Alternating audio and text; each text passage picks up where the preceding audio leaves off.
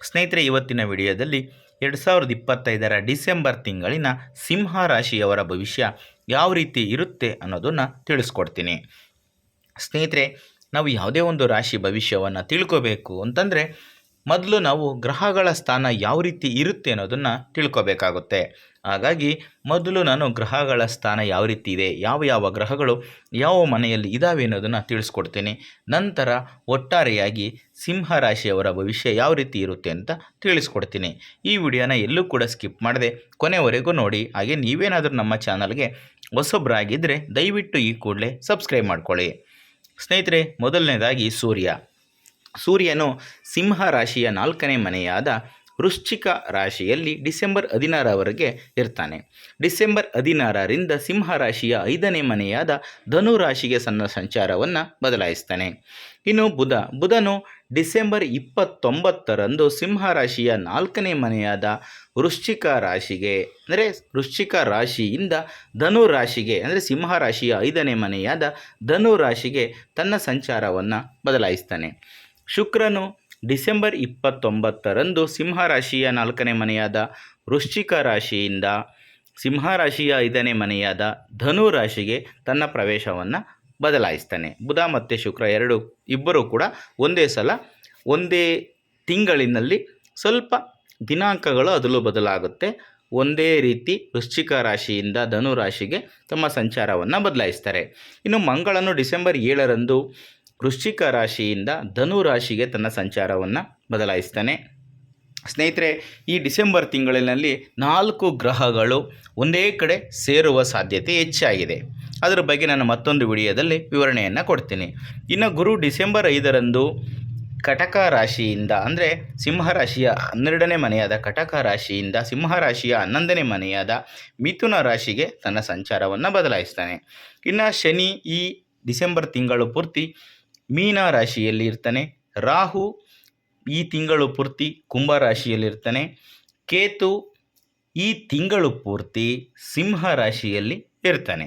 ಸ್ನೇಹಿತರೆ, ಇದಿಷ್ಟು ಗ್ರಹಗಳ ಸ್ಥಾನದ ಬಗೆಗಿನ ಮಾಹಿತಿ. ಇನ್ನು ಸಿಂಹ ರಾಶಿಯವರ ಮಾಸಿಕ ಭವಿಷ್ಯ ಯಾವ ರೀತಿ ಇರುತ್ತೆ ಅಂತ ನೋಡೋಣ. ಸಿಂಹ ರಾಶಿಯವರಿಗೆ ಡಿಸೆಂಬರ್ ತಿಂಗಳು ಅತ್ಯಂತ ಅನುಕೂಲಕರವಾದಂತಹ ತಿಂಗಳು ಅಂತ ಹೇಳ್ಬೋದು. ಗಮನಾರ್ಹವಾಗಿ ಡಿಸೆಂಬರ್ 5ರಂದು ಗುರುಗ್ರಹವು 11ನೇ ಮನೆಗೆ ಅಂದರೆ ಲಾಭದ ಮನೆಗೆ ಸಾಗುವುದರಿಂದ ಗಮನಾರ್ಹವಾಗಿ ಆರ್ಥಿಕ ಮತ್ತು ಸಾಮಾಜಿಕ ಪರಿವರ್ತನೆಗಳು ಉಂಟಾಗುತ್ತವೆ. ನಿಮಗೆ ಸ್ನೇಹಿತರಿಂದ ಬೆಂಬಲ ಸಿಗುತ್ತದೆ. ತಿಂಗಳ ದ್ವಿತೀಯಾರ್ಧದಲ್ಲಿ ಮಂಗಳ, ಸೂರ್ಯ ಮತ್ತು ಶುಕ್ರ ಗ್ರಹಗಳು 5ನೇ ಮನೆಗೆ ಸಾಗುವುದರಿಂದ ಅಂದರೆ ಮಕ್ಕಳು ಮತ್ತು ಶಿಕ್ಷಣದ ಮನೆಯಾಗಿರ್ತಕ್ಕಂತಹ 5ನೇ ಮನೆಗೆ ಸಾಗುವುದರಿಂದ ಸೃಜನಶೀಲತೆ ಮತ್ತು ಪ್ರೇಮ ವ್ಯವಹಾರಗಳಲ್ಲಿ ಯಶಸ್ಸು ಮತ್ತು ಮಕ್ಕಳ ಬಗ್ಗೆ ಒಳ್ಳೆಯ ಶುಭ ಸುದ್ದಿಗಳು ಬರುತ್ತವೆ. ಆದರೂ 8ನೇ ಮನೆಯಲ್ಲಿ ಅಷ್ಟಮ ಶನಿ ಮತ್ತು 1ನೇ ಮನೆಯಲ್ಲಿ ಕೇತು ಇರುವುದರಿಂದ ಆರೋಗ್ಯ ಮತ್ತು ಪಾಲುದಾರಿಕೆಗಳ ಬಗ್ಗೆ ಸ್ವಲ್ಪ ಎಚ್ಚರಿಕೆಯಿಂದ ಇರಬೇಕಾಗುತ್ತದೆ. ಇನ್ನು ಉದ್ಯೋಗ ಮತ್ತು ವೃತ್ತಿ ಈ ತಿಂಗಳು ಉದ್ಯೋಗಿಗಳಿಗೆ ಸಕಾರಾತ್ಮಕ ಫಲಿತಾಂಶಗಳನ್ನೇ ತರುತ್ತದೆ. ಗುರು 11ನೇ ಮನೆಯಲ್ಲಿ ಇರುವುದರಿಂದ ನೀವು ಮೇಲಧಿಕಾರಿಗಳಿಂದ ಮೆಚ್ಚುಗೆಯನ್ನು ಪಡೆಯುತ್ತೀರಿ. ಬಡ್ತಿಗಾಗಿ ಕಾಯುತ್ತಿರುವವರಿಗೆ ಇದು ಅತ್ಯುತ್ತಮವಾದಂತಹ ಸಮಯವಾಗಿರುತ್ತದೆ. ತಿಂಗಳ ಆರಂಭದಲ್ಲಿ ಅಂದರೆ ಡಿಸೆಂಬರ್ 16ರವರೆಗೆ 4ನೇ ಮನೆಯಲ್ಲಿರುವ ಸೂರ್ಯನಿಂದಾಗಿ ಕೆಲಸದ ಒತ್ತಡ ಹೆಚ್ಚಾಗಬಹುದು. ಆದರೆ 5ನೇ ಮನೆಗೆ ಹೋದ ನಂತರ ಪರಿಸ್ಥಿತಿಗಳು ಗಮನಾರ್ಹವಾಗಿ ಸುಧಾರಿಸುತ್ತವೆ. ಸೃಜನಶೀಲ ಕ್ಷೇತ್ರಗಳಲ್ಲಿರುವ ವ್ಯಕ್ತಿಗಳು ಅಂದರೆ ಮಾಧ್ಯಮ, ಕಲೆ, ವಿನ್ಯಾಸ ಈ ಥರ ಕ್ಷೇತ್ರಗಳಲ್ಲಿರುವ ವ್ಯಕ್ತಿಗಳು ಅದ್ಭುತವಾದಂತಹ ಯಶಸ್ಸನ್ನು ಈ ತಿಂಗಳಲ್ಲಿ ಪಡೆದುಕೊಳ್ತಾರೆ. ಆದರೂ ಅಷ್ಟಮ ಶನಿಯ ಪ್ರಭಾವದಿಂದಾಗಿ ಕೆಲಸಗಳಲ್ಲಿ ಸ್ವಲ್ಪ ವಿಳಂಬವಾಗಬಹುದು. ಆದ್ದರಿಂದ ತಾಳ್ಮೆ ತುಂಬ ಅಗತ್ಯ. ಇನ್ನು ಹಣಕಾಸು ಆರ್ಥಿಕವಾಗಿ ಈ ತಿಂಗಳು ತುಂಬ ಅತ್ಯುತ್ತಮವಾಗಿರುತ್ತದೆ. ಗುರುವು ಲಾಭದ ಮನೆಗೆ ಪ್ರವೇಶಿಸುತ್ತಿದ್ದಂತೆ ಅಂದರೆ 11ನೇ ತಾರೀಕಿನಂದು ಲಾಭದ ಮನೆಗೆ ಪ್ರವೇಶಿಸುತ್ತಿದ್ದಂತೆ ಆದಾಯದ ಮೂಲಗಳು ಹೆಚ್ಚಾಗುತ್ತವೆ. ಹಳೆಯ ಸಾಲಗಳು ಚೇತರಿಸಿಕೊಂಡು ತೀರುತ್ತವೆ. ಸ್ನೇಹಿತರು ಅಥವಾ ಹಿರಿಯರ ಸಹಾಯದಿಂದ ಹಣಕಾಸಿನ ಸಮಸ್ಯೆಗಳೆಲ್ಲ ಬಗೆಹರಿಯುತ್ತವೆ. ಇನ್ನು ಲಾಭದ ಬಗ್ಗೆ ನೋಡೋದಾದರೆ ಶೇರ್ ಮಾರುಕಟ್ಟೆ ಅಥವಾ ಊಹಾಪೋಹದ ಮೂಲಕ ಅಂದರೆ 5ನೇ ಮನೆಯಲ್ಲಿ ಗ್ರಹಗಳ ಒಟ್ಟಿಗೆ ಸೇರೋ ಕಾರಣದಿಂದಾಗಿ ಲಾಭ ಹೆಚ್ಚಾಗುವ ಸಾಧ್ಯತೆ ಇದೆ. ಆದರೆ ಶನಿಯು 8ನೇ ಮನೆಯಲ್ಲಿರುವುದರಿಂದ ಅತಿಯಾದ ಲಾಭಗಳನ್ನು ತೆಗೆದುಕೊಳ್ಳದೇ ಇರುವುದು ಒಳ್ಳೆಯದು. ಮುಂದೆ ಸಮಸ್ಯೆಗಳು ನಿಮಗೆ ತಿರುಗಿ ಬೀಳುವ ಸಾಧ್ಯತೆ ಇದೆ. ಅದು ನಿಮಗೆ ಅರ್ಥ ಆಗುತ್ತೆ ಅಂತ ಅನ್ಕೋತೀನಿ. ಶನಿ 8ನೇ ಮನೆಯಲ್ಲಿ ಅಷ್ಟಮ ಶನಿಯಾಗಿ ಇರೋದರಿಂದ ಅತಿಯಾದ ಲಾಭಕ್ಕೆ ಕೈ ಹಾಕಿದ್ರೆ ಮುಂದೆ ಒಂದಿನ ಅದರ ಸಮಸ್ಯೆಯನ್ನು ಎದುರಿಸಬೇಕಾಗುತ್ತೆ. ಇನ್ನು ಖರ್ಚುಗಳು, ಮಕ್ಕಳ ಶಿಕ್ಷಣ ಅಥವಾ ಶುಭ ಸಮಾರಂಭಗಳಿಗೆ ನೀವು ಹಣವನ್ನು ಖರ್ಚು ಮಾಡುತ್ತೀರಿ. ಇನ್ನು ಹೂಡಿಕೆಗೆ ಸಂಬಂಧಪಟ್ಟಂತೆ ನೋಡೋದಾದರೆ ಹೊಸ ಹೂಡಿಕೆಗಳಿಗೆ ಇದು ಒಳ್ಳೆಯ ಸಮಯ.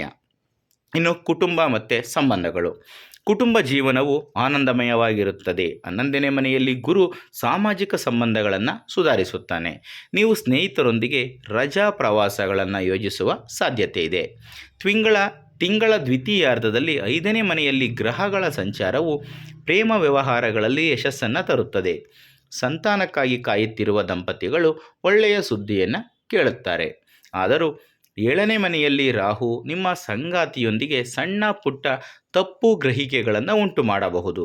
1ನೇ ಮನೆಯಲ್ಲಿ ಕೇತು ನಿಮ್ಮೊಳಗೆ ಅಭದ್ರತೆಯ ಭಾವನೆಯನ್ನು ಉಂಟು ಮಾಡಬಹುದು. ನಿಮ್ಮ ಭಾವನೆಗಳನ್ನು ಕುಟುಂಬದ ಸದಸ್ಯರೊಂದಿಗೆ ಹಂಚಿಕೊಳ್ಳುವುದು ಉತ್ತಮ. ಇನ್ನು ಆರೋಗ್ಯದ ದೃಷ್ಟಿಯಿಂದ ಫಲಿತಾಂಶಗಳು ಈ ಡಿಸೆಂಬರ್ ತಿಂಗಳಿನಲ್ಲಿ ಮಿಶ್ರವಾಗಿರುತ್ತವೆ. 11ನೇ ಮನೆಯಲ್ಲಿ ಗುರುವು ದೀರ್ಘಕಾಲದ ಕಾಯಿಲೆಗಳಿಂದ ಪರಿಹಾರವನ್ನು ತರುತ್ತಾನೆ. ಆದರೂ 1ನೇ ಮನೆಯಲ್ಲಿ ಕೇತು ಮತ್ತು 8ನೇ ಮನೆಯಲ್ಲಿ ಶನಿಯು ಆಯಾಸ, ಆಲಸ್ಯ ಅಥವಾ ಕೀಲು ನೋವುಗಳನ್ನು ಉಂಟು ಮಾಡುವ ಸಾಧ್ಯತೆ ಇದೆ. ತಿಂಗಳ ಮೊದಲಾರ್ಧದಲ್ಲಿ 4ನೇ ಮನೆಯಲ್ಲಿ ಮಂಗಳ ಮತ್ತು ಸೂರ್ಯನ ಕಾರಣದಿಂದಾಗಿ ಎದೆ ಅಥವಾ ಹೃದಯಕ್ಕೆ ಸಂಬಂಧಿಸಿದಂತಹ ಸಮಸ್ಯೆಗಳು ಬರುವ ಸಾಧ್ಯತೆ ಇದೆ. ಜಾಗರೂಕತೆಯಿಂದ ಇರಬೇಕು. ಸಮಯಕ್ಕೆ ಸರಿಯಾಗಿ ಊಟ ಮತ್ತು ವಿಶ್ರಾಂತಿಯನ್ನು ತೆಗೆದುಕೊಳ್ಳುವುದು ಒಳ್ಳೆಯದು.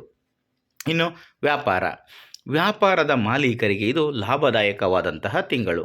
ಗುರುವಿನ ಆಶೀರ್ವಾದದಿಂದ ವ್ಯಾಪಾರ ವಿಸ್ತರಣೆಗೆ ಅವಕಾಶಗಳು ಸಿಗುತ್ತವೆ.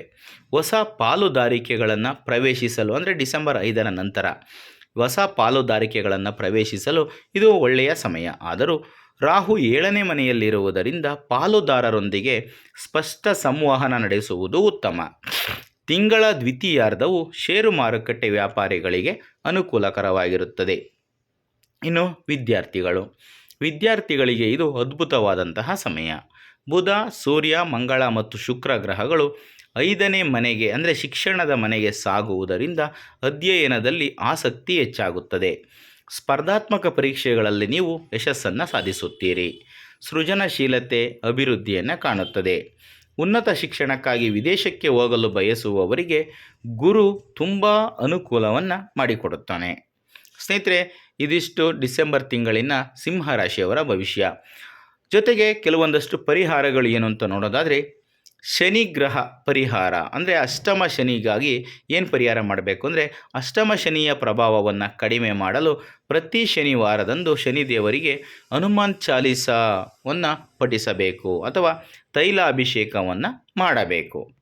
ಇನ್ನು ಕೇತು ಇರೋದರಿಂದ ಏನು ಮಾಡಬೇಕಂದ್ರೆ, ಗಣೇಶನನ್ನು ಪೂಜಿಸುವುದರಿಂದ ಮಾನಸಿಕ ಶಾಂತಿ ಸಿಗುತ್ತದೆ.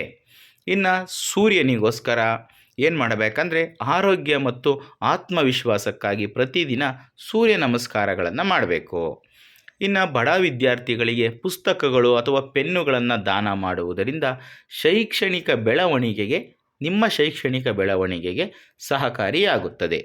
ಸ್ನೇಹಿತರೆ, ಇದಿಷ್ಟು ಸಿಂಹರಾಶಿಯವರ ಡಿಸೆಂಬರ್ ತಿಂಗಳಿನ ಭವಿಷ್ಯಕ್ಕೆ ಸಂಬಂಧಪಟ್ಟಂತಹ ಮಾಹಿತಿ. ಈ ಮಾಹಿತಿ ನಿಮಗೆ ಇಷ್ಟ ಆದರೆ ಈ ವಿಡಿಯೋಗೆ ಒಂದು ಲೈಕ್ ಕೊಡಿ. ಹಾಗೆ ಈ ವಿಡಿಯೋನ ಶೇರ್ ಮಾಡೋದನ್ನು ಯಾವುದೇ ಕಾರಣಕ್ಕೂ ಮರಿಬೇಡಿ. ಇಂಥದ್ದೇ ಮತ್ತಷ್ಟು ಮಾಹಿತಿಗಳಿಗಾಗಿ ನಮ್ಮ ಚಾನಲನ್ನು ಸಬ್ಸ್ಕ್ರೈಬ್ ಮಾಡಿಕೊಂಡು ಪ್ರತಿನಿತ್ಯ ನೋಡ್ತಾ ಇರಿ.